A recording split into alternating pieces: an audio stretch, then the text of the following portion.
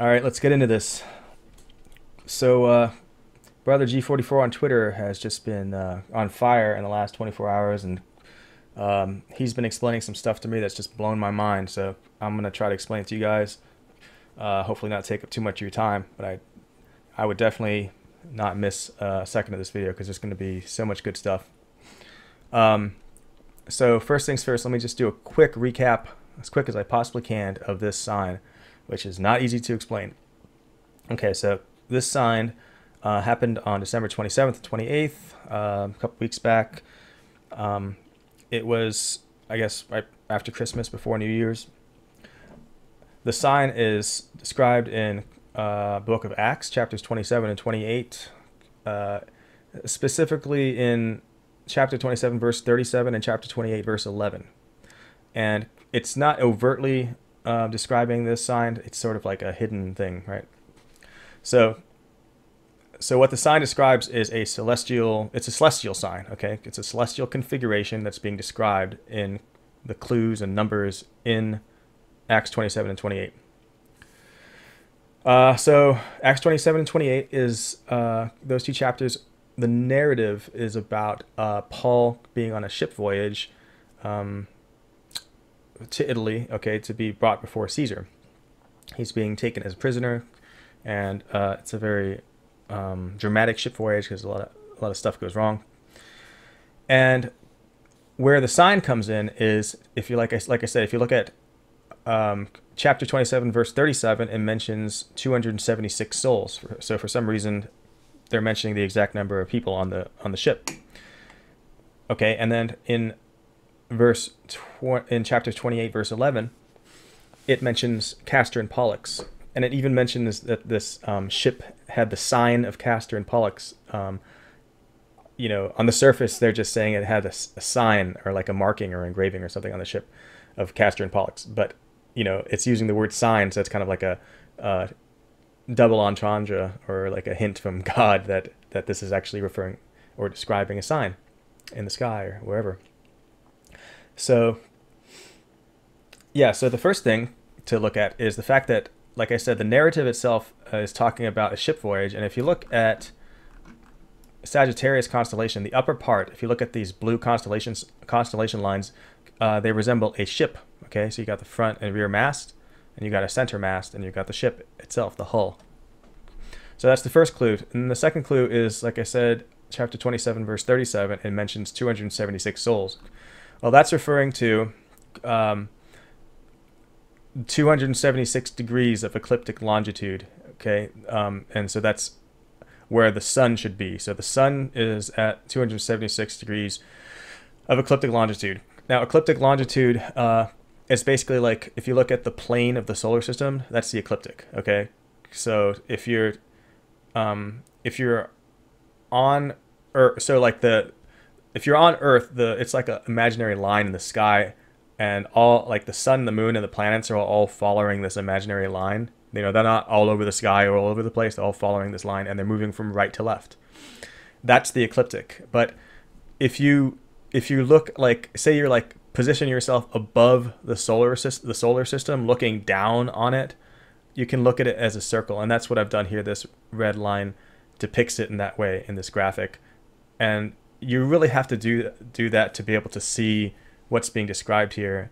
And it also explains why I'm saying like degrees, right? Because that's a circle, and a circle has 360 degrees.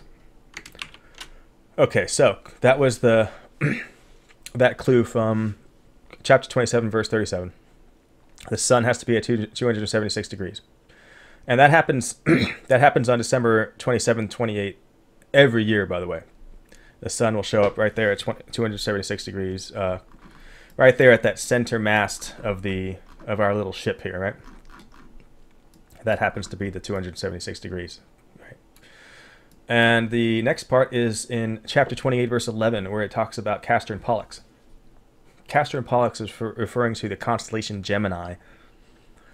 So what happened? So that's the other condition in the sky. So something has to be happening in Gemini. Well, what it's describing is the moon has to be in Gemini, and in 2023, on those 2 days, and only those 2 days, when the sun was at 276 degrees, which was also only the case for those 2 days. The moon, which was a full moon, happened to be in the constellation of Gemini at 108 degrees of ecliptic longitude. And to top it all off,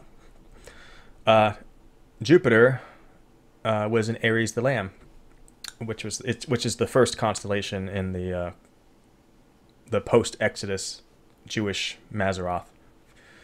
The Gemini and Sagittarius constellations being the 3rd and the 9th. Okay, so you have the Jupiter, the king planet, in the constellation of the Lamb. You've got the full moon in Gemini at 108 degrees. You know, in Castor and Pollux, if you will. And then you've got the sun at 276 degrees. That's the sign, okay? That's what the sign looks like in the sky, okay? And the Jupiter, how does that play in? Because that's not explicitly mentioned or even, it's not even really hinted at in any way in the narrative. Well, if you look at where it was at that point where the sign took place, it was at 35 degrees of ecliptic longitude, and the difference between 276 degrees and 35 degrees, right? Because you have to go past 0, right? 0 degrees is 119 degrees, because it's 84 degrees from the 276 degrees to get to the 12 o'clock position, and then there's another 35 degrees, so that's a total of 119 degrees. And the book of Acts signals the number 119 in like a million different ways, which I've gotten into in the last few videos. I mean, that's like the number for this book, especially for this chapter 27. It's like all over the place. Like, I can't even list them all because it would take me half an hour. But for instance, like there are 1,007 verses in the book of Acts, and that's 888 plus 119, right? 888 being Jesus Christ. There's just a bunch of other stuff too. So that 119 is part of the book of Acts. It's like it's built into the fabric of it, and that's represented in this sign by the distance between the 276 degrees and then the position of Jupiter at 35 degrees. And so, like I said, the moon is in the 3rd constellation, and the sun is in the 9th constellation, and like it's also like embedded in like the chapter and verse numbers. So for instance, like I said, Castor and Pollux is found in chapter 28 verse 11, and 28 plus 11 is 39, right? 39, 3, 9, 3rd and 9th constellation. And then if you take like for instance, like there's a million ways, but I can just show you one here.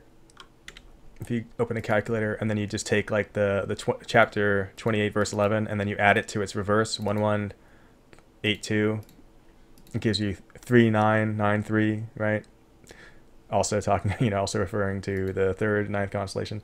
There's like I found like 30 of those things, really, really obvious references to 3 and 9 in the numbers of chapter 27 and 28. Okay, so there's that. And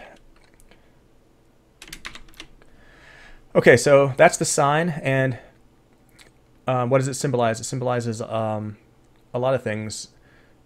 It's we've got the Lamb and Jupiter, the king planet, and the 3rd and 9th constellations, and Jesus was on the cross. The Lamb was on the cross from the 3rd hour to the 9th hour. The king on the cross, Jupiter, right? And it's also symbolizing the fullness of the Gentiles, because you got the full moon, excuse me, in Gemini. So it's symbolizing the fullness of the Gentiles and the end of the church age. When you've got the sun here, over here, at the little ship. Now the little ship is also not just a ship; it's also symbolizing tabernacle or the sanctuary. Because if you zoom in, I'll zoom in again. It kind of looks a little bit like a 3D tent. So when the sun leaves this position after the sign is fulfilled, it's going, continues to go counterclockwise. So that's like symbolizing Psalms 19, verse 5, where it says, "The bridegroom coming out of his chamber, rejoicing as a strong man to run a race." So that's happening as well. So that's pretty much about as quickly as I can describe the sign. I know it was really fast, but I don't want to focus too much exclusively on the sign. I want to get into some of the new information that I was getting excited about in the last 24 hours. One thing, in the last few videos, I sort of like tried to say that this sign was in the shape of a cross, and I think I even drew a cross in the middle. It really, it isn't on the post-Exodus Mazzaroth, and I thought it was because Stellarium kind of fooled me. The way Stellarium works, and if you don't know anything about astronomy software, this is going to be a little bit mystifying, but you can zoom out and see the ecliptic in this, kind of top-down view as a circle. And the way it centers the ecliptic, it doesn't center it on the ecliptic poles. It centers it on the pole, the planetary poles, like Polaris, like the North Star. And what that does is that gives you like a distorted view of it distorts the positions of the constellations on the Mazzaroth. So if I go back to when the sign occurred, so I'll go back to like December 27th, just before midnight. And so when I first discovered the sign, I was looking at it like this, and let me zoom out a little bit. And this is what I saw, and so it looked like a cross. So you have it looks like you've got the ninth constellation Sagittarius here on the right, like it would be on the right part of the clock, like a 3 o'clock hand, and then on the 9 o'clock hand you'd have this third constellation Gemini, and then like right due north you've got Aries the Lamb, and that looks like a cross. So naturally I thought this was depicting a cross. But like I said, this astronomy program kind of distorts the positions of these constellations because of the way it's centering on Polaris.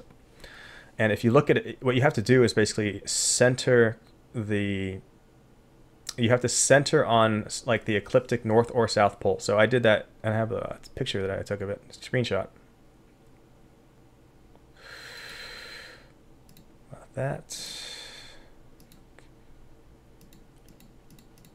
Not that either.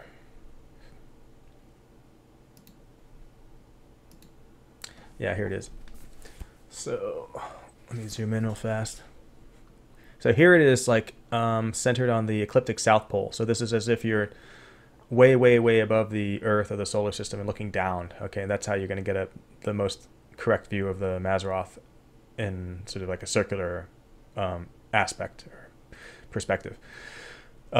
And so I rotated this whole thing so you can see Aries on the top, because that's the first constellation per Exodus chapter 12. So since I'm centered on the ecliptic south pole, now I have a perfectly represented positions of the constellations along the Mazzaroth, and you can see they're not really, where you would see where you would expect like the third constellation to be exactly here on the 9 o'clock hour, and then on the other side on the 3 o'clock hour. It's kind of like this. So but that's fine, because it's not so much showing like the shape of a cross, but it's still showing the crucifixion, because it's showing the lamb and the king planet, and it's showing the 3rd to the 9th, right? The 3rd to the 9th hour. It is depicting, so it is still depicting the crucifixion. And it does actually do the cross shape on the post-Exodus, on the pre-Exodus Mazzaroth. So what happened was, on the pre-Exodus, before the book of Exodus, things were different. So like the Mazzaroth worked like this. You had Virgo at the top, and then everything going around counterclockwise until you came back to Virgo, and then it ends with with Leo. So it's like starts with Virgo, ends with Leo the Lion, the king, right? So it starts with the sin of Eve and ends with God as king, divine government. And and when Exodus, at the time of Exodus, that all changed. Now I don't know if it's a permanent change. It's probably just a temporary change, until Jesus returns, and then maybe he'll return to this, or I'm not really sure. But at the time of Exodus, it changed from this to this. Now instead of the sin of the woman, Virgo, at the top, now you've got the Lamb at the top. Exodus 12, first few verses of Exodus 12 says, "And this shall be the beginning of the months for you," and it starts describing the Passover lamb. So you got the Lamb at the top, and then you've got the third constellation here. This is Gemini, ninth constellation down here, Sagittarius. And yeah, so like anyway, going back to the pre-Exodus Mazzaroth, in that sense, it is a cross. You do have the, as I mentioned in the last video, how it has like it plays into the number 345, which I have a lot of connections with the rapture to that number, because like I had pointed out, 345 on a clock would be one of the minute hand pointing to the left, right, and the hour hand pointing to the right. That's why God uses that number. So that still applies, right? But only on this pre-Exodus Mazzaroth, where you've got the Sagittarius and Gemini, flattened like this. Now, on this pre-Exodus Mazzaroth, Sagittarius, instead of being the ninth constellation, is the fourth constellation. Gemini, instead of being the third constellation, is the 10th constellation. So you've got 4 and 10, or a 10, 4. And that's another thing I'm seeing a lot of is enemy signaling of the number 104. So they're acknowledging the sign. They know what the sign is all about. They know it's that the end of the church age and the beginning of their beast kingdom, but for some reason they want to describe it on these terms. I assume it's because they want to use this Mazzaroth rather than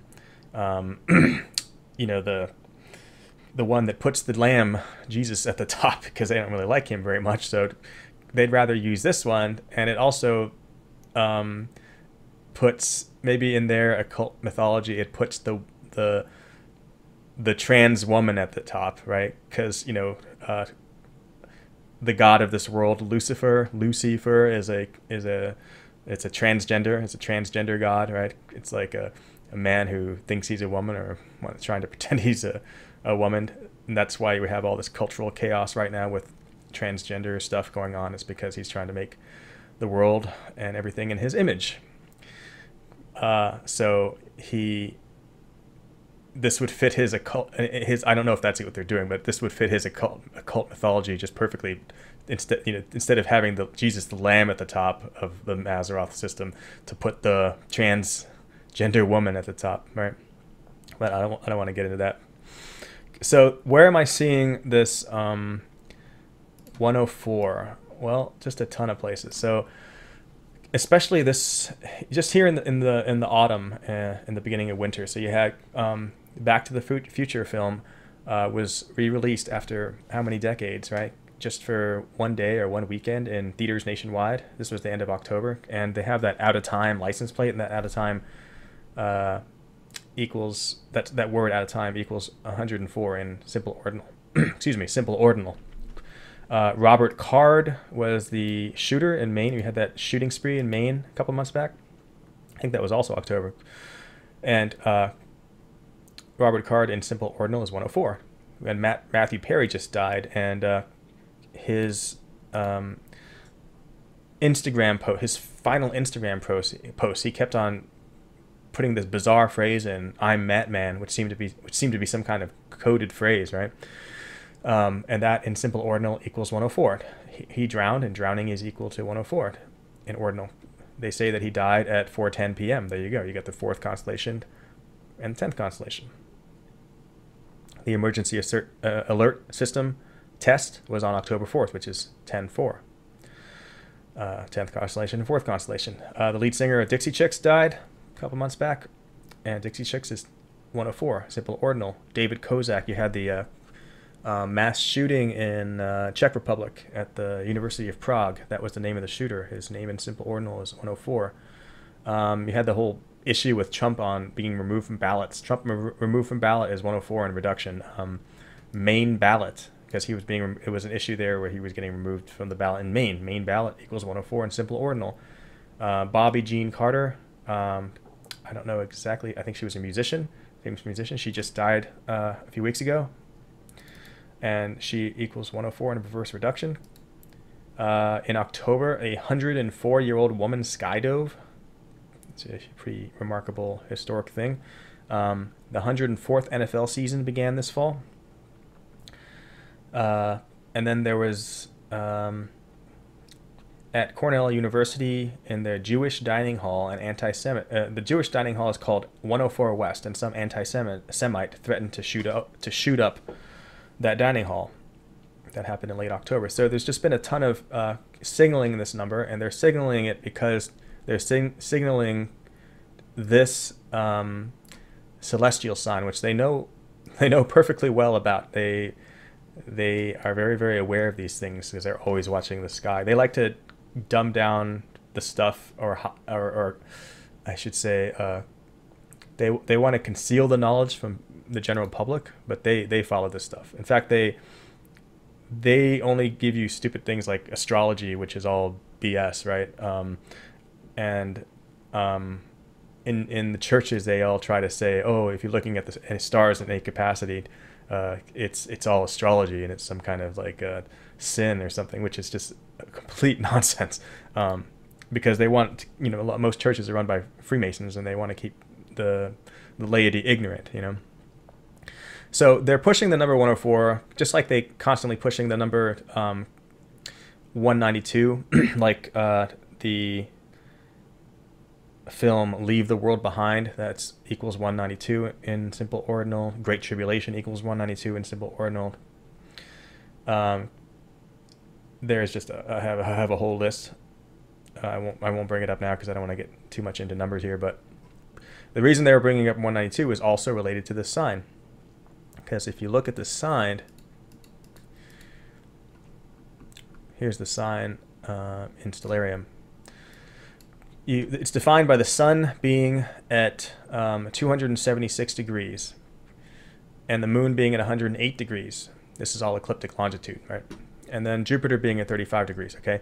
Now, the distance between, if you want to call it distance, I don't know if that's not the right word for it, but the distance between the sun and the moon in this sign is exactly 192 degrees, okay? That's from the sun here at 276 degrees to the moon here is 192 degrees. That's why they keep pushing that number. Another way they're encoding that number into their rituals is that I gotta double check it, but I think it's okay. So from 9/11, September 11th attacks. I think it was 1163, but I want to double check it because I don't want to make a mistake and have to re-record this.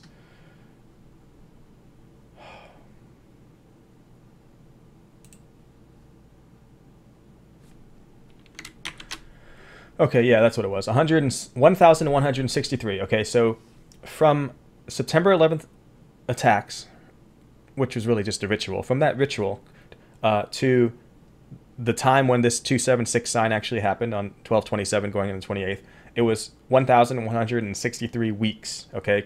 That is the 192nd prime number, okay? Because they also use prime numbers in their occult rituals. Anyway, so in Acts chapter 27, it describes a 14-day tarry. And what I think that's referring to is, okay, so here's the sign. We've got the sun at 276 degrees and the full moon in Gemini. And it's going to take exactly 14 days for the moon to swing around the ecliptic, which is this orange line here, and end up in Sagittarius, or the ship, if you will, which is where the sun was. And I can show you that in Stellarium. So here we are. This is December 27th, almost midnight, and I've got the moon selected. Just gotta find it. It seems to be off screen somewhere. There it is. It's a red reticule down here. So I'm going to go forward. It's red reticule here in Gemini. I'm going to go forward by 14 days. So 1, 2, 3, 4, 5, 6, 7, 8, 9, 10, 11, 12, 13, 14. Let me zoom in there. So at the 14th day, yeah, it's right around that point there where the sun was. So the sun has moved from the mast from here to here in 14 days. And in that time, the moon has swung all the way around the ecliptic. So what's happening at that time? So that's the 10th going into the 11th. So the moon is there in the ship or the tabernacle or sanctuary, depending on how you want to look at it. Because this is like a ship, but it also looks like a tent. And then it's moving out. And you've got planet Mars. It's about to intersect that center mass there. I'll put the red reticule on that there. So it hits the center mass sometime toward the end of January 11th. And, Mars is considered by the world, or I should say the ungodly, they consider it the god of war. And so right when Mars hit that center mast at the end of January 11th. And on January 11th, as unsurprisingly, U.S. and Great Britain attacked Yemen, right? Because they watch these things too. And the god of war is doing something celestially, and they make war. Okay, so like I said, the ship here, Paul's voyage ship, also looks like a tent, like a 3D tent, which is like a sanctuary or a tabernacle. And that symbolism is used for this constellation as well in the Bible. So in Daniel chapter 8 verses 13 and 14, there's a prophecy of 2300 days before the sanctuary is cleansed. Just read that here. Then I heard one saint speaking, and another saint said unto that certain saint which spake, How long shall be the vision concerning the daily sacrifice and the transgression of desolation, to give both the sanctuary and the host to be trodden under foot? And he said unto me, Unto 2300 days, then shall the sanctuary be cleansed. So this was January 11th. And I don't know if you guys remember, but that was exactly 2300 days after the Revelation 12 sign. Which is amazing. So it's made all the more amazing since, as Brother G44 from Twitter informed me, Michael the Archangel was involved in delivering that prophecy to Daniel. And in the biblical view, Mars, the planet Mars, represents Michael the Archangel. So when Mars touched the mast, it's like as if he cleansed the sanctuary, fulfilling the prophecy of the 2300 days. And he touched them, and Mars touched the mast exactly 2300 days after the Revelation 12 sign, which is astonishing, to say the least. Yeah, and there's one more aspect of this which ties into other things. So I'm gonna have to come back to it because I think it's premature to explain it at this point. But right now I want to discuss.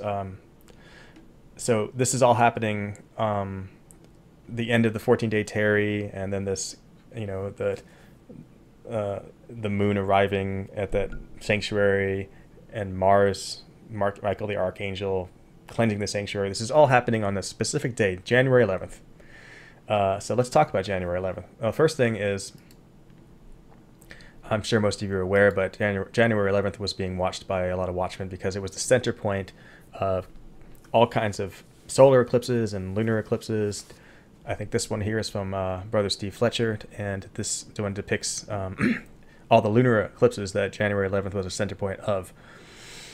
It was also center point, like I said, of solar eclipses, notably the exact center point between the recent wedding ring eclipse on October 14th and the next one, the second Great American Eclipse, which is April 4th. January 11th. 10th through 11th is sort of the center point of all these eclipses. So let's take a look at why we think this date is really significant. And it has to do with this video here that Brother G44 brought to my attention by a channel called Tabernacle of the Bridegroom. And it's titled Hanukkah and the Faithful Witness. And he goes into, he's been researching for many years about how the calendar used to work, I guess, prior to Exodus times. It's more of like the solar calendar that Enoch describes, or that I think he mentions that the Essenes used. And that might be what God is using to determine these prophecy dates. Okay, and we have some evidence to back that up. So, so what he describes is, first of all, the way you determine the first day of the year. Now, the way we do it now, the way I do it in my system is it's like by the sliver of the new moon, if it's in the constellation Aries. He's doing pretty much something similar. The main difference between his system and my system is that whereas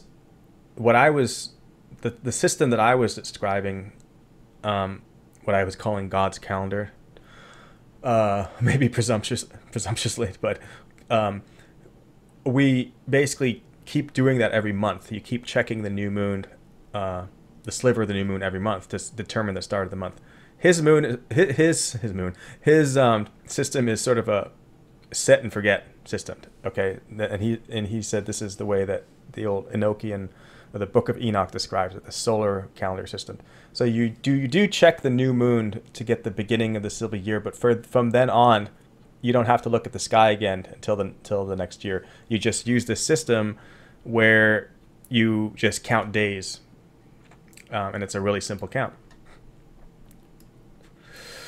So what he describes is, okay, so using his system, I got April 21st for the first day of the year. I don't know if that's what he got. It sounds like he might have gotten that, or April 20th, but this is what I get. I see no way it could possibly have been April 20th. That was just a little too early. And this is not terribly far off from the system that I had been using, which gave me a result of April 22nd as the first day of the year, which I was just using the same sliver of the moon sighting as like Torah calendar, okay? But that's fine. I'm just going to use this for now because it's I think what he's just trying to describe, okay? So 4/21, and it's only one day off from what I had. So 4/21 as the first day of the year. And so then from that, like I said, it's a set and forget system. So all you do from that point is you have this 30, 30, 31, 30, 30, 31, and so on count, right? To give you the months. So you just count, there's like there's a month of 30 days, followed by a month of 30 days, followed by a month of 31 days. And then that pattern repeats. And that's all you do. So if you use 4/21, April 21st as the first day of the year, using a system, which parenthetically is the 111th day of the Gregorian calendar year, maybe that's an interesting piece of data for somebody. You do the count right here, okay? So it's like 30 days for the first month of Nisan, and then you keep doing the 30, 30, 31, 30, 30, 31, and you get the first 8 months, right? With that system, that gives you 240 days. And then we want to get to, kind of giving away the plot here, but regarding January 11th, but we're trying to get to the 24th day of the 9th month. So we take the 242 days plus 24 days, that's 266 days, okay? The 266th day of the year that started on April 21st is the 24th day of the 9th month. And if, what does that work out to? That works out to January 11th. So what we're arguing here is based on his calendar system, January 11th was Kislev 24. Yes, the Kislev 24 that's referred to in Haggai chapter 2, where he says, on the 24th day of the 9th month, I will shake the heavens and the earth. Now, is it correct? Well, his system is definitely intriguing, but we've all heard, excuse me, we've all heard many intriguing calendar systems over the years. But I think there is we have some other evidence that suggests that it might actually be correct. Now, it just so happens that on that date of January 11th, at the International Court of Justice in the Netherlands at The Hague, a case was opened, a genocide case was opened against Israel concerning the war in Gaza. Now, in English we say The Hague, but The Hague is in the Netherlands, and they speak Dutch, and it's pronounced Den Haag.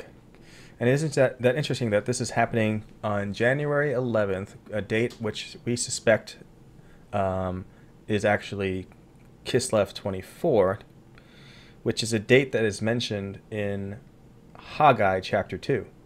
So there's Den Haag and Haggai. A nice little hint there from God. That is not proof, but we can call it supporting evidence that that calendar might actually be correct. That's pointing, that is considering January 11th, Kislev 24. Which is also, like I said, the center point of all of these so many lunar and solar eclipses, as other channels have pointed out and demonstrated, which is, you know, and Haggai refers to shaking the heavens and the earth, right? Well, that's a pretty big shaking, if you ask me, you know, symbolically speaking. And shaking the earth, that's an earth-shaking development, accusing Israel of genocide. I mean, that's not something that happens every day or even every decade. Okay, and another piece of evidence that points strongly to, or hints strongly, is that, I guess I'll show that little graphic again from Steve Fletcher. I'll go to the bottom here so you can see it closely. From the last blood moon eclipse to the next blood moon eclipse. So the last one was in November 8th, 2022, and the next one is going to be in March 2025. In the midpoint is January 11th, like I said, like this chart shows. But from those two, like the most recent blood eclipse and the next one, it's 429 days to January 11th for each one, right? 429 is 9/24 reversed, right? 9th month, 24th day, Kislev 24. Well, isn't that the hint of all hints? That the center point of all the eclipses is right there in the middle of, you know, is right there 429 days on both sides from the closest blood moons, the most recent and the next, happening to point to Kislev 24. Let's see what else I got here. Well, Haggai chapter 2 also in verse 19 mentions a blessing, and that may in fact match the unspecified blessing of Daniel 12:12, where it mentions you know, after 1335 days, blessed is the man who reaches that 1335 days. And if you recall, we had mentioned before that January 11th was exactly 1335 days after the Operation Warp Speed was announced by Donald Trump. And you know, Daniel 12:11 is mentioning the starting point of that 1335 days as being from when the abomination of desolation is set up. So you know, you can figure that one out on your own. But isn't it interesting that that's a blessing, right? After 1335 days, and Haggai chapter 2 verse 19 also mentions a blessing. That was also mentioned to me by brother G44 on Twitter. Very, very cool hint. Let's see. So there was also this, on that exact day, January 11th, there was a U.S.-controlled oil tanker that was captured by Iran. And the oil tanker was named St. Nicholas. And it was seized by Iran, I should say. This was in the Sea of Oman. and they seized it, citing enforcement of quote unquote acts of law. So they seized a ship, citing enforcement of acts. Hint, hint. Book of Acts, ship voyage. It's all so obvious. The biblical symbolism is just so in your face, you know. And of course, you know, as other people pointed out, this is all happening near the Red Sea, which has obvious biblical allusion.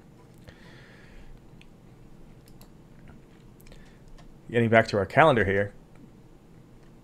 So, if this is the correct calendar, which it certainly seems to be at this point, January 11th. If that's Kislev 24, then that's what Haggai 2 is referring to. Then the next day would be, let's see, yeah, Kislev 25, 9th month, 25th day, first day of Hanukkah, according to the Book of Maccabees. Now, I wanted to come back to something else. Another thing that Brother G44 pointed out to me. See if I can find it. He mentioned that, yeah, in the book of Acts, chapter 28.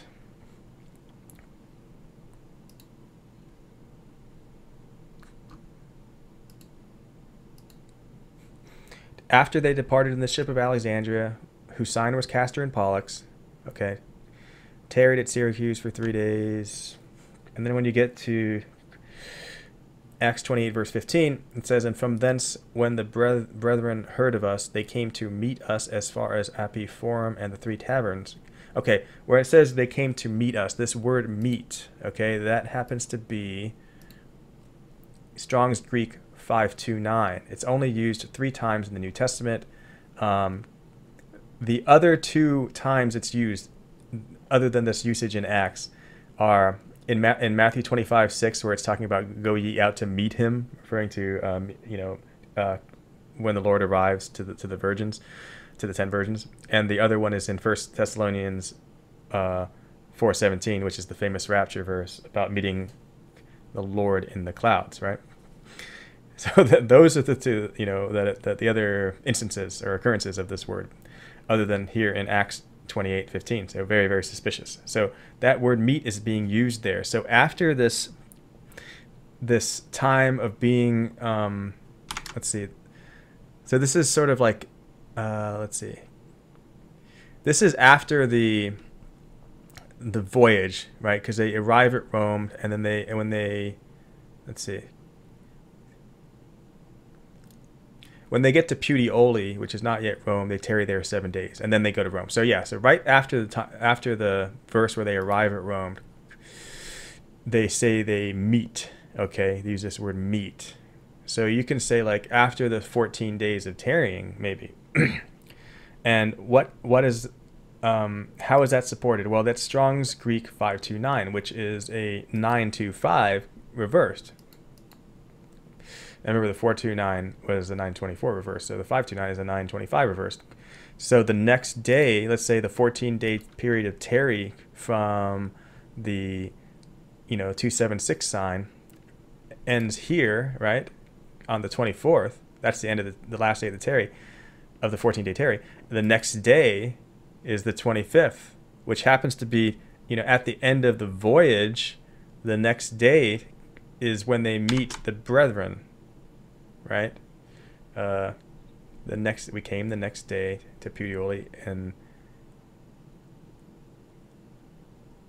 I'm sorry, where we found brethren. Okay, tarried with them, went towards Rome, and then yeah, but you guys hopefully see what I'm saying. So after that 14 days of tarry, there's this, or after the voyage, there's this meeting the next day, and so we can, how we're aligning that to our calendar is after this 14 days of tarry. If that meeting is done on that day, it's also 925, just like the word meet is happening on, is the Greek word 529, the Greek Strong's number 529. Isn't that interesting?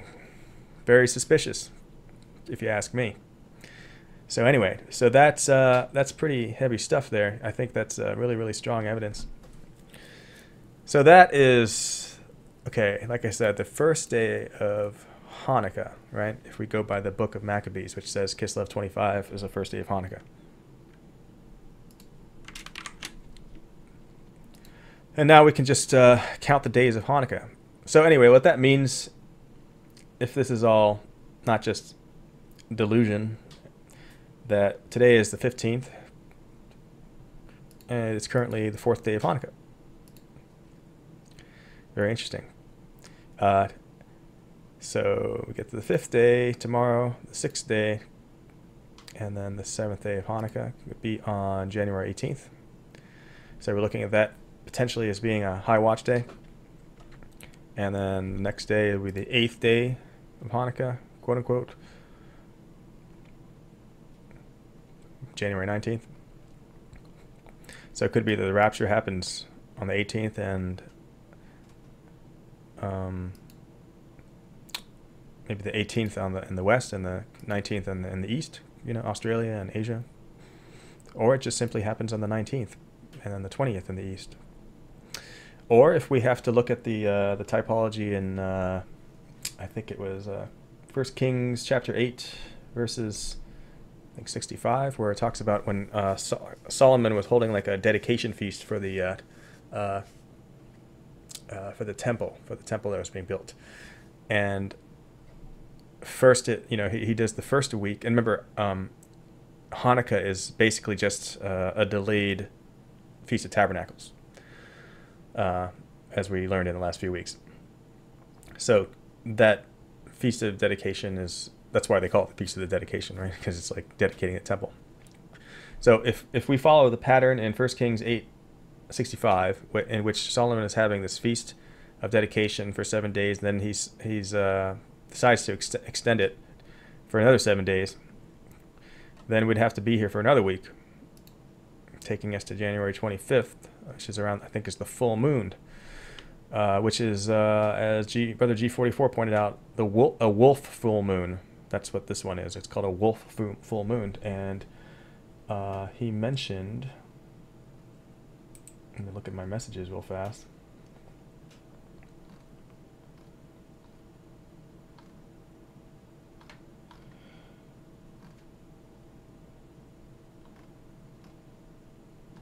Yeah, he says here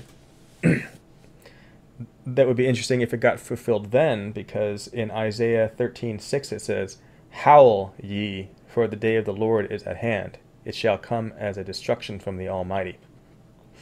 So is God saying howl there as a sort of a hint to that wolf full moon? I guess that's possible too. And it also would be fulfilling the, what is it? Psalm 81:3. It would be a better fulfillment, I should say, of Psalm 81:3.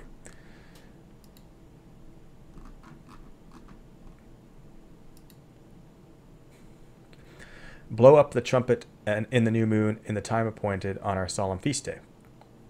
So it would be the new moon, because a lot of people think that what it says new moon here, it really means full moon. There's a little bit of a debate going on, so I'm never really quite sure what the correct answer is. Basically, when we're expecting a rapture on a full moon, then I think it means full moon. When we're expecting a rapture on a new moon, then I change my opinion. But for now, the wolf full moon, let's say this means full moon, then that would fulfill that condition, and then it would be the appointed time, right? And it would be on our solemn feast day. Solemn feast day, in this case, would be this extended Feast of Dedication, or Feast of Tabernacles, or Hanukkah, whatever you want to call it. It's all the same thing. It's just about dedicating a temple. Whether that temple is a physical building in Jerusalem, or whether it's the New Jerusalem temple, the building not built by human hands, body of Christ.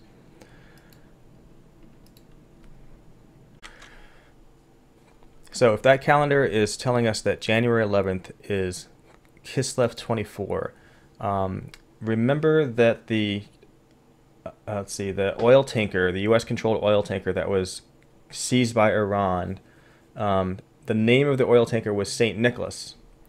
Now, that's pretty interesting because Kislev 24 is right before Kislev 25, which is the first day of Hanukkah according to the book of Maccabees. Okay? And that Kislev 24 was January 11th, and that was when the oil tanker was seized. Now, if you look at St. Nicholas, which is the name of the oil tanker, St. Nicholas Day is a feast day that's celebrated on December 6th, which is the day before Hanukkah, because Hanukkah is celebrated on December 7th. Isn't that amazing? So they or God, or in any case, we're receiving this hint here regarding January 11th, which is when the tanker was seized. And the hint is sort of saying day before Hanukkah, right? Because that's St. Nicholas Day, which is the day before Hanukkah. It just happens to be the day before Hanukkah according to this Enochian solar calendar. So that's just another piece of evidence, supporting evidence. So what I want to show now is some of the stuff that I've found by when I was constructing this calendar and sort of adding up the days. So, like I said, April 21st is the first day of the year according to this calendar. And Kislev 24 is the 266th day of the year. Okay. Now, the 266th day of the year also happens to be, so 266 days equals 38 weeks. Okay. Now, remember, Hanukkah is equal to, in Hebrew ordinal and standard gematria, 38 and 83, respectively. So I just think that's amazing that Kislev 24 lands, according to this calendar system, on the exactly when 38 weeks have, like at the end of 38 weeks. It's just amazing to me because 38 equals Hanukkah, and also Kislev 24 is mentioned in Haggai 2, and Haggai has exactly, that book has exactly 38 verses. So this calendar is lining up pretty like crazy right now. Another thing is that the sign, the 276 sign, like if you add 153 to it, you get 429, which is 924 reversed, like we saw here, right? That's referring to Kislev 24. So it's almost like it's saying numerically from that sign to the rapture, because from that 276 sign to the 153 raptured is 429, right? Now, not necessarily that exact day, obviously not that day because we weren't raptured, but it's pointing to that day as the marker, as a way of pointing to that feast that starts on that day. So it's like sometime within that feast that starts on that day, or the day after that day, that's when the rapture happens. That's what this simple sort of numerical, it's like these numbers are making a statement, it's like a numerical statement. And I study numbers a lot, these biblical numbers, and I see from the most obscure numbers, even with the most, sort of tenuous operations, really, really amazing, significant things like come out of those things. And there is just no way that these are all like major league numbers here with a very simple, basic, elementary operation, that there's no way that this is going to be producing some meaningless number. That God would use these two major league numbers in a simple, elementary operation to produce a meaningless number. So this has to have meaning, and this number only has one meaning that I'm aware of in the entire Bible, and that's this date backwards, this date that's given out in Haggai chapter 2, which is about that time of the year, the Hanukkah period. So it's just another way that sign is pointing squarely at Hanukkah / dedication. Okay, so moving along. Kislev 25. So the next day, the following day after Kislev 24 is the beginning of Hanukkah per the book of Maccabees. That's January 12th. That's Hanukkah day 1, 267th day of the year according to the system that starts on April 21st, and it's also like the 38th week first day. So it's like because 38 equals Hanukkah, so it's almost like saying Hanukkah first day, and it happens to be Hanukkah first day, day 1 of Hanukkah. Pretty amazing. So then the next one is Kislev 26 and 27. We'll just skip over those. And then we get to Kislev 28, which is today, January 15th, which happens to be day 4 of Hanukkah, which is 270 days. So that's like a 27 for Acts 27. Or it's 38 weeks and 4 days, which is 384. Which is amazing because if you look at our sign, if you recall, 276 degrees. The sun was at 276 degrees, okay? And then the moon is at 108 degrees. 276 plus 108 equals 384. So you got 38 weeks and 4 days, telegraphing the number 384, referring back to that sign. So that sign's referring to Hanukkah, and this Hanukkah is referring back to that, you know? So it's all connected. And that time can also be 8 months and 26 days. And 826 is the current Shemitah, according to the official Jewish Shemitah reckoning. Also probably not an accident. Now, the next two ones here, we'll skip over. That's the Hanukkah day 5 and Hanukkah day 6. And then on Kislev 31, which is January 18th, which, by the way, if you've been following my videos for a long time, you know I'm on this quest to discover the meaning of this 118 number that I've found, that I've noticed, I should say, over the last year, in news and stuff like that. And I would really like to figure out the mystery of that. So if we get raptured on that day, then the mystery solved. I can put that behind me, not be tormented by it anymore. So this is Hanukkah day 7, okay, January 18th, which is 273 days, or 39 weeks. So ain't that something right there? We got your 3rd and 9th constellation. And it also happens to be the day on which 346 days are left in the normal Gregorian calendar year. Okay. Now, if you go, was there another meaning for that? I think it's just if you go to pi search and you look at, well, I think I had it in there already. Yeah. If you look at 153 in pi, it's occurring at position 344, which means that it ends at position 346. So if we get rapture on that day, that would match that, because that's the position that number 153 is in the number pi. Now, if we get raptured on that day, let's see, I guess it wouldn't satisfy Esther 2:16 because it says brought before the king in the month of Tevet. But or it could mean that we're raptured and somehow like the process takes some time and we're actually brought before the king, by the time we're in heaven it's already Tevet 1, something like that, who knows, right? But let's look at the next day anyway. So Tevet 1 is January 19th, so that's interesting right off the bat from that date perspective. That's your 119. That's telegraphed so heavily by the book of Acts. It's also a reverse 911, so it'd be a good day to start the tribulation, because they want to start it with the second 911. That's the 8th day of Hanukkah. That's exactly from the start of the year on this Enochian solar calendar system. That's 8 months and 30 days. it's another 83, right? Because remember, in Hebrew gematria, Hanukkah is 38 in ordinal or 83 in standard. So you got your 83 there, 8 months and 30 days. Or it's 38 weeks and 8 days, which is amazing. So that's another one right there. You got your 38 for your Hanukkah, 8th day. Hanukkah, 8th day. And 388, if you reverse it, it's 883.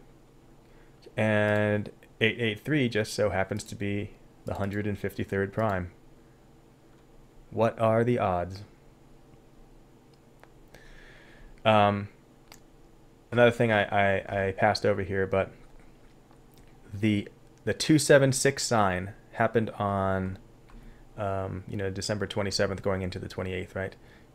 And the 28th of December was, according to this Enochian calendar system, the 252nd day of the year, which brings to mind Proverbs 25:2. It is the glory of God to conceal a thing, but the honor of kings is to search out a matter.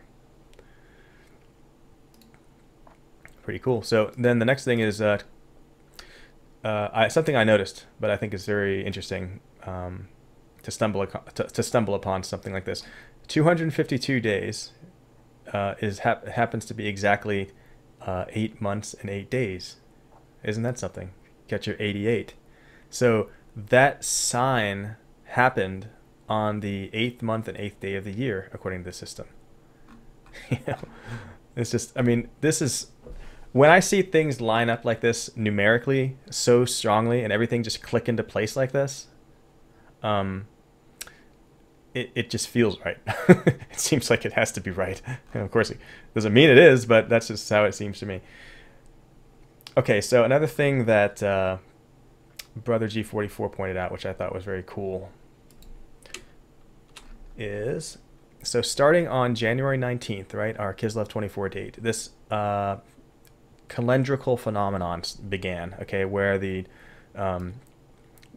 Gregorian calendar date and the official Jewish calendar date started to have this like mirror effect.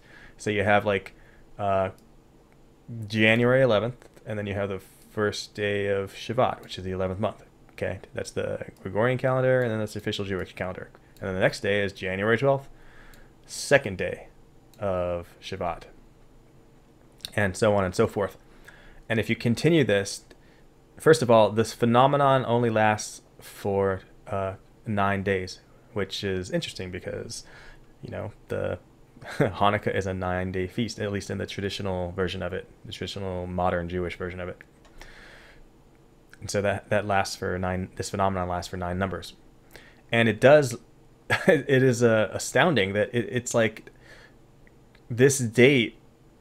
These days happen to be like I guess the days of Hanukkah. Actually not, right? Because it looks like Hanukkah began on Kislev 25, which would be starting right here.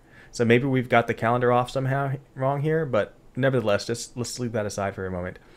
These days are all like in the form of a menorah, let's say it like that, with the count of the Hanukkah day count built in. I mean, how often does something like this happen? Especially on such an important Hanukkah from a watchman standpoint. We'll say it that way. And related to numerical menorahs is something I noticed the other day.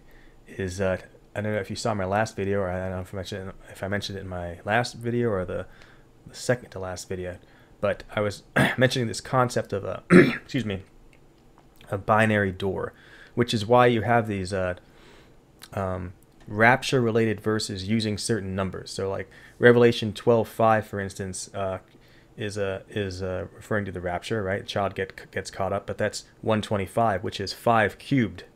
Okay, and then you've got this Acts 27, okay, referring to this sign, this rapture sign, and then we've got the book of Acts in general, also heavily telegraphing the number 119. So what is it with these numbers, right? That are being used in a rapture context? Well, you have to look at the binary number system. Binary is the system of numbers that computers use. So you only have a 1 and a 0. There's no 2, 3, 4, 5, 6, 7, 8, 9. So you can only count with 1 or 0. So if you want to count 1, it'd be 0, 1. 2 is 1, 0. 3 is 1, 1. And you run out of space. You run out of possibilities at that point. You got to add an extra character to get to 4. That's 4. And then 101 is 5. So 5 in binary is 101. Now, What is 101? It's a type of door, because the one on either side is like a wall, and then you've got the door in the middle there. That's the 0. It's like a opening, right? So if you just start adding thickness to the walls here by adding extra ones on either side, but you have to keep it symmetrical, right? So you have to add a 1 on both sides. You get this number. Now, this number in binary equals 27 in decimal. So that's why you have the 27. So you get the 5, like Revelation 12:5 is 5 cubed, and you get the 27, like Acts 27. And then you add another 1 on either side, and you get this binary number, which is 119 in decimal. Now you can do other variations. Instead of having a door that's just 1 0 thick, you can have a door that's 3 zeros thick. So for instance, this one right here, you've got a wall of 2 1s and a door on either side, and then you've got a door that's 3 zeros thick, and it kind of gives you a door appearance.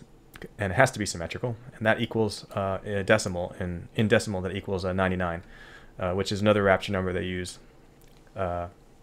sometimes. Now, rapture in in simple English gematria equals 99, and that's no coincidence. So what I realized the other day was that of all these variations, why is the book of Acts really pushing the number 119? Why not 5 more or 99? It's because if Acts, like we find all this evidence that Acts is really the sign that's defined in Acts, this 276 sign, is so strongly sort of like it's built into its fabric. It's like pointing to the Feast of Dedication, some Feast of Dedication. It doesn't say exactly which one, but probably it's the exact next one. But if it's pointing to that, which is Hanukkah, well, why not use the binary door number that looks like a menorah? That's what I figured out. I was looking at it. I said, hey, you know what? That looks a lot like a menorah right there. Okay, because you've got your 7 candles here, and the middle candle is the door. Remember, the middle candle is the one for that's like stands in for Jesus Christ, who is the door. So if the middle one is the door, and then you've got the other 3 candles on either side, that's a menorah. That's what the 119 is all about.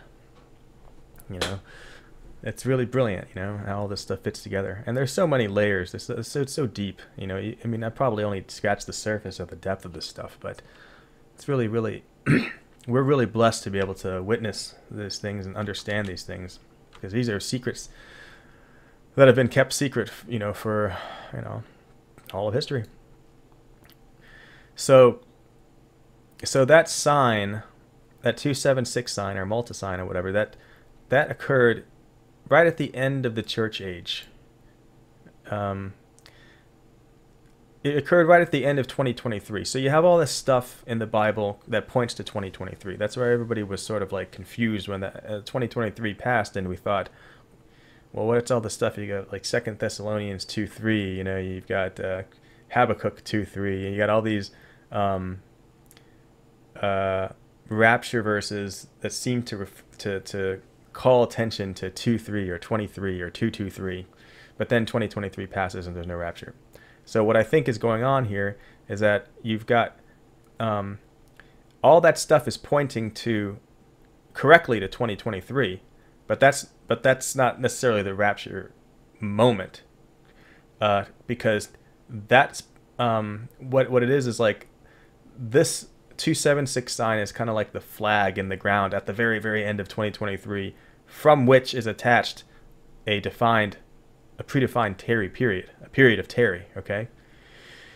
So you got the entire church age, and then at the very end of it, on the last year of 2023, you've got this anchor point from which there's like a predefined period of Terry attached that can extend into the subsequent year. I think that's how it works, okay? And so that anchor point, I believe this 276 sign to be that anchor point, okay?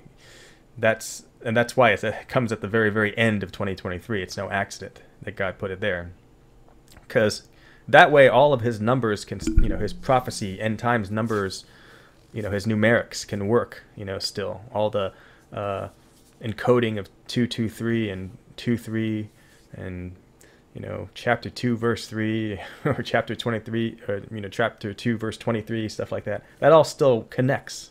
It all still links up, but it's pointing to that sign, and then the sign then just has it's kind of like an off ramp, right? At that point, that's the exit. The exit is still within the state of 223. If it's one of the American states, for instance, right? It's still within that state. That off ramp where you get off, but the off ramp itself maybe cuts into the neighboring state. Maybe I should say it like that. That makes a little more sense. So, what's next? Let's see. I did get a message from Brother G44 just now. Okay, so he wants me to look at Ezekiel 44:26. Let's take a look at that.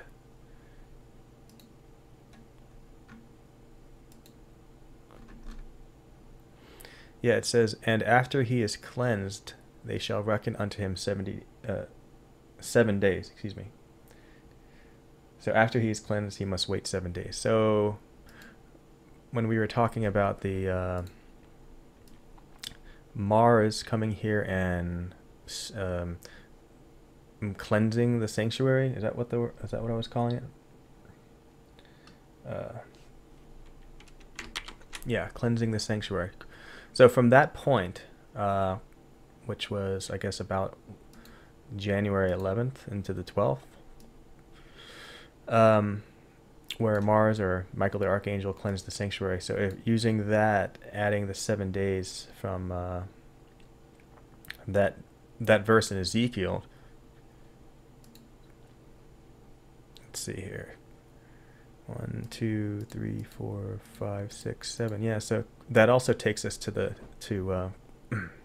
January 18th, day 7th of Hanukkah. So yeah, it looks to me like most likely, assuming this calendar is correct, and it seems like it really is correct. Like this is the one we should be looking at. There's so much evidence, just celestial evidence and circumstantial evidence that is correct. Then Hanukkah began on the 12th, and it looks like the rapture would most likely be on the 7th day, the 8th day, the 14th day, or the 15th day. Now we need to think about which one of those days if we really want to narrow it down, but those are super, super high watch days in my book. There's a couple of other things I wanted to mention. I noticed that Yemen is so what's the word, prominent in the news right now. And when I keep seeing Yemen, and that made me think it sounds a lot like ye men of Galilee. So I looked in this is great software, by the way, King James Pure Bible Search. It's free software. I'm sure you can just Google it and find it.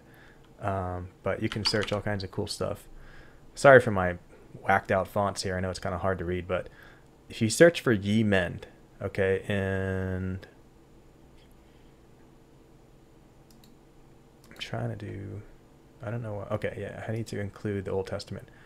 Okay, in the whole Bible, there are exactly 13 occurrences of ye men, and 5 of them are in like the Old Testament, and 8 are in the New Testament. All of the ones in the New Testament happen to be in the book of Acts. So we've got this this stuff going on in the Red Sea with ships and that ship being seized by Iran, citing acts of law, calling out the book of Acts that way, and a bunch of other stuff referring to Acts that I mentioned in past videos with, leave the world behind. Just a whole ton of Acts connections. And then it's all happening near the country of Yemen. And the phrase ye men happens to be found in the New Testament exclusively in the book of Acts. It's just, the signs are just, at this point, they're so loud, they're speaking so clearly. You'd have to be like really spiritually blind, not to be able to see this stuff. But so that's amazing. Yeah. So then what you have here is 8 out of 13 are in Acts. So I thought, well, that kind of reminds me of Psalm 81:3, right? Because that's 8 and 13, which is the verse about blowing the trumpet at the new moon, which could actually be referring to the full moon, depending on what interpretive stance you take on that. So that would push us into the January 25th time frame. So that's just another hint. Maybe it's nothing, but you know, a lot to be excited about, because I mean, we're so close. You know, what difference does a week make? Okay, so the last thing I wanted to really show was a couple of things from my, let's see, my comments that I made on my video. My pinned comment, actually. Well, I guess I can just read it from my other screen. So yeah, okay, so something I said in my last video, I was talking about Acts 27:37, and I think I mentioned that it's the 969th verse of the Bible, which refers to Methuselah. And yeah, that's true, but I also mentioned that it's the 38th verse from the end of the book. And that was a mistake. But what's correct is actually far better. It's actually the 39th verse from the end of the book. So wow, what an amazing, you know, piece of reinforcing evidence that's not that we need any, but that this verse is one of the verses that's defining a celestial sign that's involving the third and ninth constellations. Just like how Acts 28:11, you know, 28 plus 11 equals 39, or the 28:11 plus 11:11 8:2 equals 3993. And so now we have this Acts 27:37 is the 39th book, the 39th verse from the end of the book. It's really astonishing. There's another one that I found that points, I mean, really, really squarely at the year. So if you look at the number of verses in the book of Acts is 1007. And if you take 223, which is a sort of numerical way to represent 2023, plus 784, which refers to the current Jewish year 5784, equals 1007. How about that? That's amazing. Now, if you take that number of verses in the book of Acts, 7001, you would just reverse it, right? 7001 instead of 1007, and then you subtract from it 1007.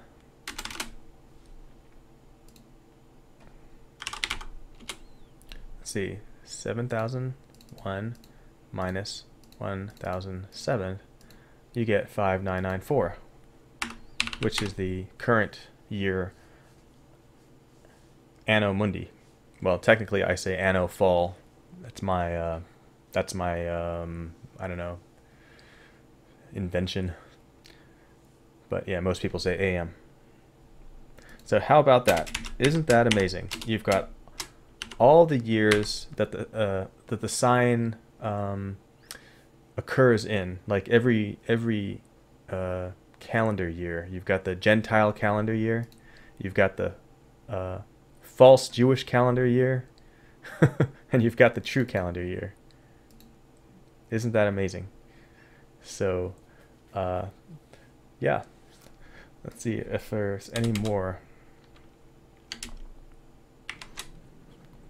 Okay, how about this one? Let's see. Okay, so Acts 27:37, right? Mentions 276 souls. Okay, so you have there the numbers 27, 37, and then 6, right? Because you've got 27 and then it's kind of like duplicated there, and then 37 and a 6. And if you do 27 times 37 times 6, voila, 5994. current year, Anno Mundi.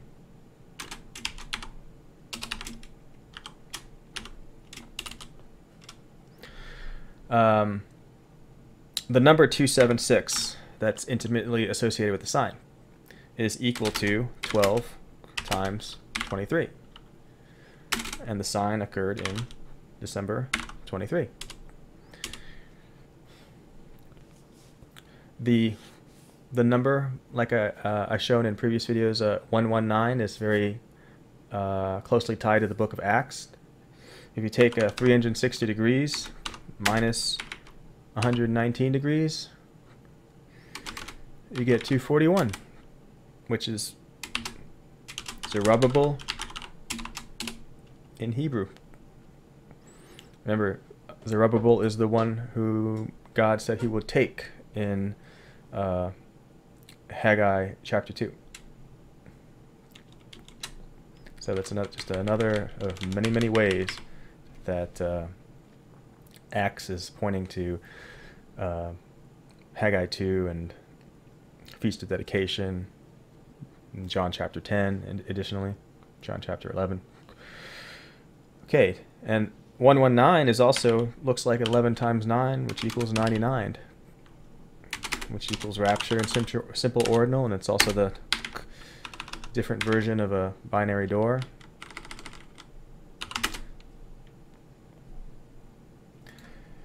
The word dedication in the King James Version occurs 11 times in 9 verses. There's your 119. Again, the 119 pointing to the Feast of Dedication, Hanukkah. And I think I mentioned in the previous videos that the first time the word dedication is used in the Bible is in Numbers chapter 7, verse 84. Whoops, 784. Pointing to the current Jewish year, 5784.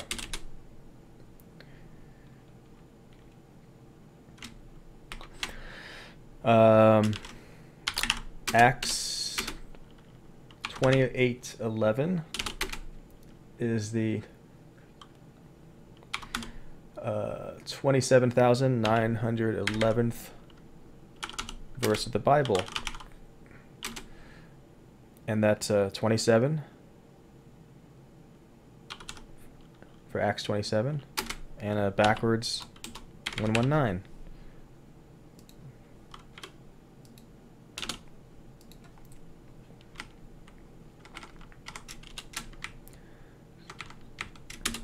From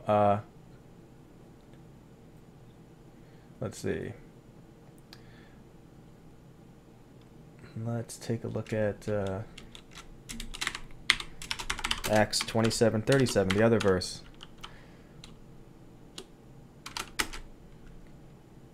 Like I mentioned, that's the 969th verse of Acts and the 39th verse from the end of the book. So you got the Methuselah and then the third and ninth constellation. It also happens to be the 27,893rd verse of the Bible. And that gives you your Acts chapters 27-28. That's your 278. And then your 9-3. Ninth and third constellations.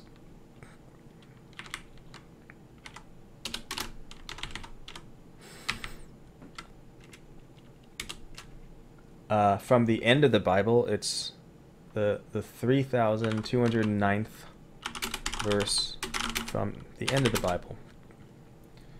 That's 329. Third constellation to the ninth constellation. Third hour to the ninth hour.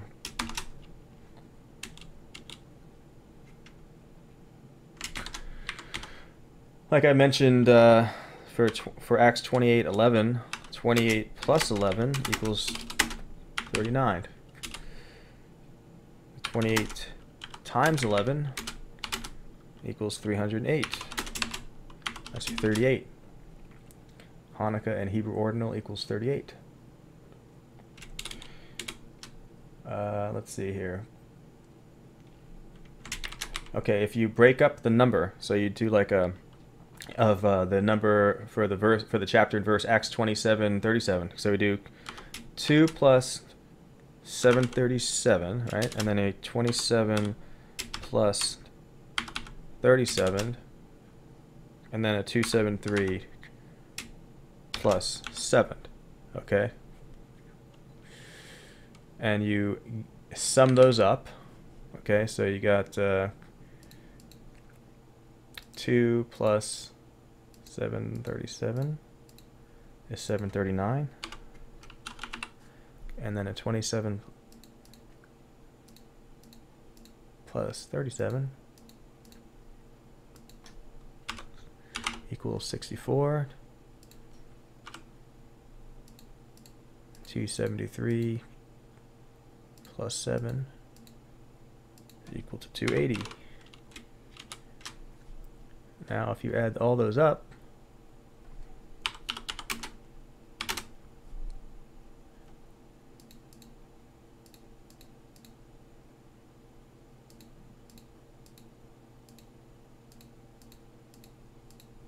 you get 1083. What does that mean? That means 108 degrees in the third constellation.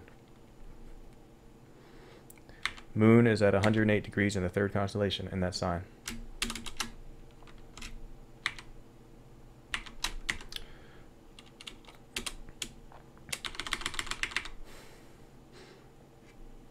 I think I showed this before, but if you do 2737 plus its reverse number, 7372, equals 10109.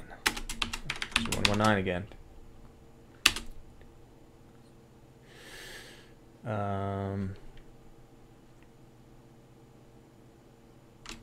If you do 2827, which is like chapters 28 and 27 of Acts, plus its reverse, which is 7282, you get 10109. So 119 again. And I showed this before. 2811 for Acts 28 verse 11 plus 1182 3993. Third constellation, ninth constellation. Third hour to the ninth hour.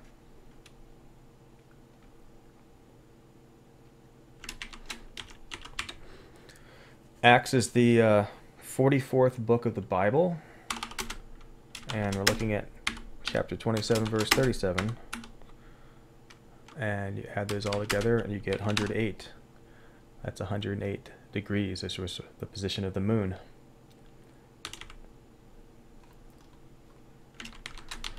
And if you do 153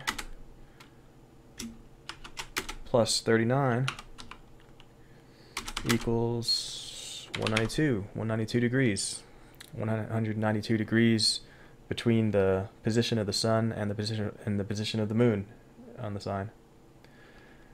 And if you do 153 minus 39, you get 114, which is Genesis 1:14.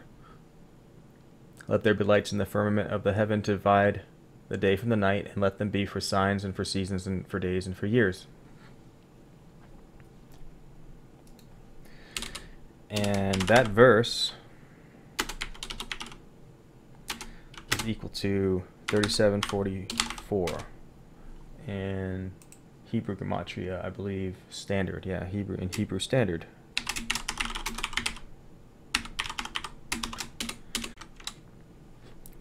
And then if you take the 2737 from Acts 27:37 and add to that 1007, the number of verses in the book of Acts, you get 3744. Genesis 1, chapter 4, verse 14. And then the Hebrew standard gematria value, the English ordinal gematria value of that verse in the King James Version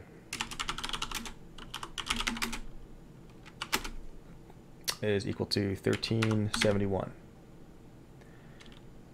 And if you take 13, multiply it by 71, equals 923. Ninth constellation to the third constellation.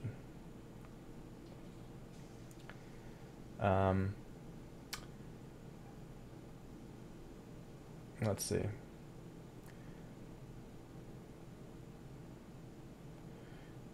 If you take Psalm 19:2, I won't type it out, I'll just read it. Day unto day uttereth speech, and night unto night sheweth knowledge. So it's referring to the sun, moon, and stars there, right? The Hebrew ordinal value of that is 309. Third constellation to the ninth constellation.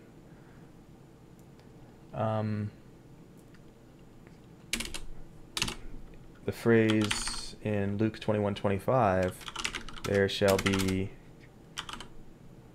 signs in the sun and in the moon and in the stars. That's exactly how it's rendered in King James Version. Equals in English Standard Gematria 28:27. Acts 28 and 27. And that, like I said, that is found in verse Luke 21:25, which is equal to 94:74. If you take 94 plus 74, you get the 168 degrees, which is the distance in that sign between the sun and the moon. On the shorter side. On the long side, it's 192 degrees. On the other side, it's 168 degrees. So anyway, I could go on for hours. I found so many of these things, but I think you get the point. There's, the sign is so evident and so baked into the numbers of not only Acts 27 and 28, especially Acts 27 and 28, but also throughout the Bible. You'll find amazing connections between, numerical connections from verses that talk about the sun, moon, and stars to this sign, because this sign is like the sign for the end of the church age. So I guess I'm going to end it here. I hope you enjoyed the video. I hope you were blessed by it. And yeah, thanks again. God bless.